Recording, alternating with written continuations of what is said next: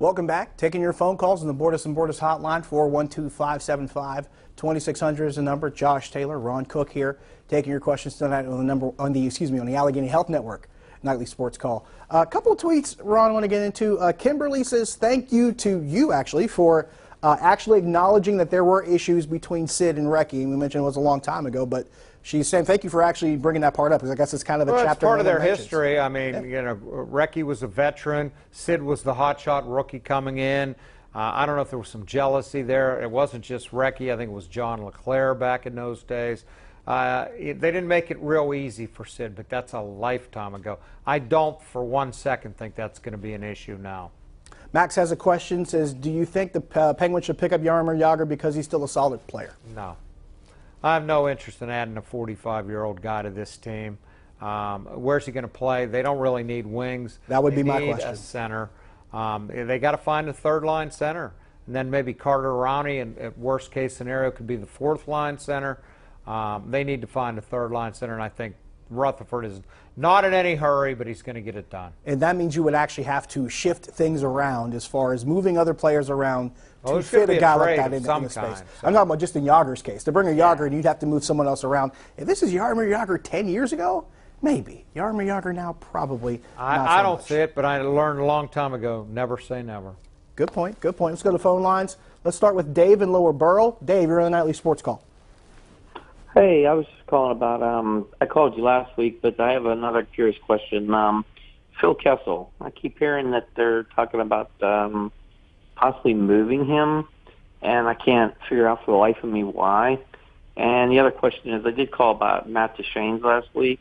I still think, like, for 1 year he'd be great, and then if, I know he probably has, I think he has, like, the contract yet, but just about Duchene and about Kessel, it's like, it's baffling to me. Well, I don't know that you want Duchene as a third-line center at that kind of price. I don't know that he'd be interested in that. He's not going to be the Nick Bonino type that forechecks and plays on penalty kills. I don't like that matchup. And again, never say never. And as far as Kessel goes, I don't think they're going to be able to move him. I think they would like to. He makes a fortune for 5 more years. I think he drives the coach crazy. He had 23 goals last year in 82 games, which they don't think, in my opinion, and I don't think their opinion, was enough. He went 2 goals in the last 11 playoff games, which I don't think they think was enough. He has no chemistry with Crosby, and I've been told Malkin doesn't love playing with him. So I would think they would look to move him if they could, but because of that contract, I'm not expecting anything before during the offseason. On both points, with Duchene, I see Duchene as more of a top 6 guy than I do a third-line guy. I don't know how you feel about his talent level. I mean, unless you put him on a wing, I guess. Right. I mean, that just, it He's not going to be one of the top 2 centers on this team. That's what I would expect. It just seems like an odd move for him, and maybe a move that doesn't really serve the Penguins' purpose as well. As far as Kessel goes, if there's a reason why you would probably want to move him, if you're adding everything together, if you're adding the off-ice issues, if you're adding the chemistry issues, if there is some flack with the coaching staff, and then on top of that, then you factor in the money that Ron just mentioned, $6 million a year for the next almost $7 million for several years. That becomes a situation where you go, is it worth all of that to add all those other things into it? And a lot of times that answer comes up. But you got to find somebody that's willing to take him, and I don't think a lot of people are going to pick up that contract. That's a good point. Now, it comes down to how desperate a team might be. It might come down to just how much a team might need that kind of production from a Phil Kessel. Do you need a guy that can do what he does as far as being able to score? But the thing is, you know you're going to get it in bunches as opposed to maybe a more consistent basis, more or less, you know, from a goal-scoring touch, as opposed to maybe being a goal scorer and a playmaker and a defender. That's really not his type of game. So it does really come down to what a team needs and what they're really desperate for. Let's go to Brad from Duncansville. Brad, you're on the Nightly Sports Call. Hi, Josh. Hi, Ron. How are you? Hey. How you doing? Today's my birthday. Happy birthday. Shout out to you. 25.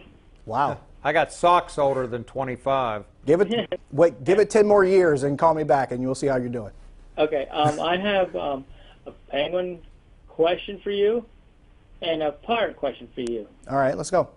My Penguin question is, do you think, what would it take to get Jordan Staal back in a Penguin uniform?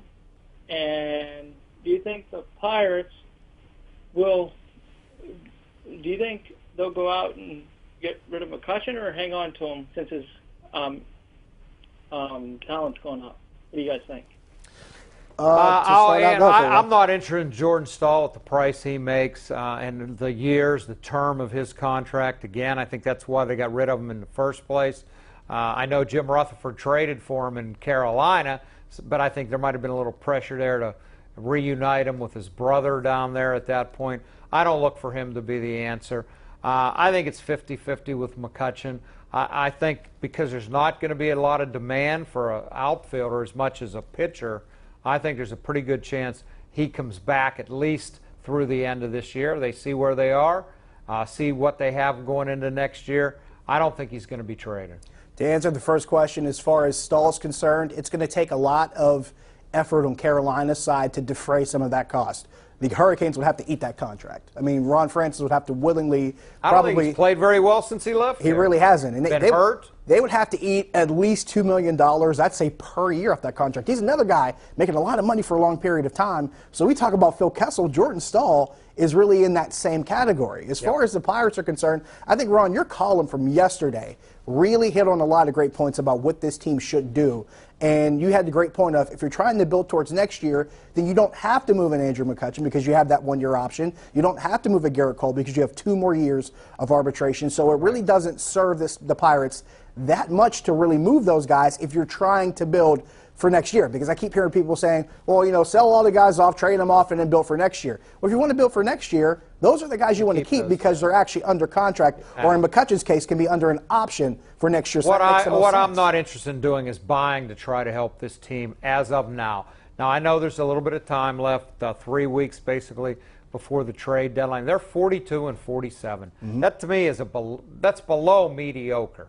And we're not a third of the way through the season. We're over halfway through the season. But if you think next year you start off with Nova, Tyone, and Cole, you think you're going to have Marte back all next year, you're hoping maybe you have Gung. I don't think you trade those guys right now. I would trade a Jaso. I'd trade a Freeze maybe. I'd trade a Watson. I'd trade a Nicasio. Guys on expiring contracts now. Freeze still has another year, I believe. But the other guys, I would try to get some prospects in here. I'm not interested, I don't think, in trading Cole or McCutchen right now. Unless, from Cole, pitchers are so much in demand, you get a Chris Sale-like return, like the absolute top prospect somewhere. Other than that, I wouldn't do it. And it's going to take one of those kind of crazy, ridiculous offers, ridiculous returns to get that kind of deal going. We'll go back to the phone lines, 412-575-2600. Matt in Indiana. Matt, you're on the Nightly Sports Call. How you doing, Josh? Good. How are you? Good.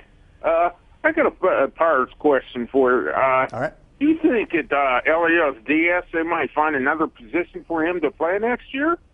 No, he's a catcher. Yeah. He's a catcher. That's they might his find another future. position for Jose Osuna. That might I would be a think he might try third base and winter ball, learn the position. Third base is a black hole for them without Jung Ho Gung, and I'm not sure you count on him ever coming back. I guess Rob Manfred spoke at the All-Star game today saying that they're trying to help the Pirates get him through these visa issues. I don't know that he's ever going to play her again. I could see Osuna, if he can show he can play third base, getting some time there. Here's a fun question I'll ask you.